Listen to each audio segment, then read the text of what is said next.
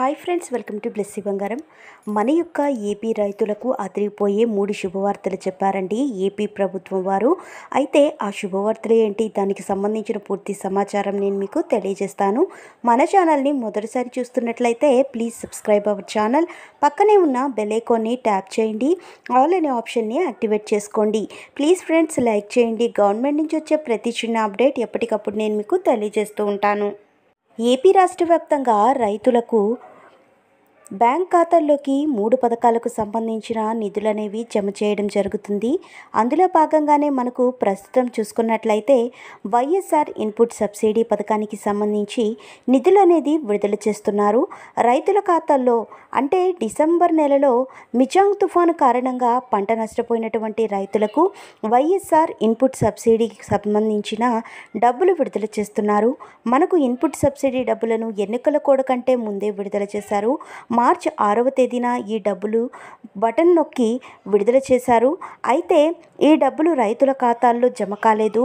అయితే ఇప్పుడు elections complete అయిన తరువాత ఈసీ గ్రీన్ సిగ్నల్ ఇవ్వడంతో మే 13న ఈ పథకానికి సంబంధించిన నిధులు అనేది విడుదల చేసుకోండి అని ఈసీ చెప్పింది. సో ఇన్పుట్ సబ్సిడీ డబ్బులు విడుదల చేశారు. అంటే ఈ క్రాప్లో నమోదు చేసుకున్న రైతులకు ఆధారంగా ఈ డబ్బులు అనేది జమ చేసుకున్నారు.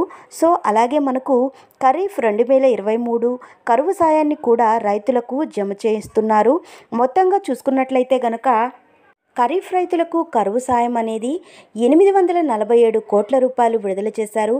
ఇక మిచాంగ్ తుఫాన్ కారణంగా నష్టపోయినటువంటి రైతులకు 442 కోట్ల రూపాయలు విడుదల చేశారు. ఈ 2 పథకాల ద్వారా మనకు 1289 కోట్ల రూపాయలు విడుదల చేయడం జరిగింది. మొత్తంగా 11.57 లక్షల మంది బ్యాంకు ఖాతాల్లో డబ్బులు జమ చేస్తున్నారు. సో మీరు కూడా ఒకసారి మీ యొక్క బ్యాంక్ అకౌంట్ అయితే చెక్ చేసుకోండి. అందరికీ సేమ్ అమౌంట్ అయితే రాదండి, ఒక్కొక్కరికి ఒక్కొక్క అమౌంట్ అయితే వస్తుంది. సో ఈ క్రాప్లో నమోదు చేసుకున్న వివరాల ఆధారంగా రైతులకు డబ్బులైతే వస్తున్నాయి అన్నమాట. అలాగే మరో పథకం చూస్తే గనక పీఎం కిసాన్ సమ్మాన్ నిధి పథకం అండి. ఈ పీఎం కిసాన్ సమ్మాన్ నిధి పథకానికి సంబంధించి అంటే వైఎస్ఆర్ రైతు భరోసా పీఎం కిసాన్లో భాగంగా అంటే మనకు 16వ విడత డబ్బులను కూడా విడుదల చేశారు కదా.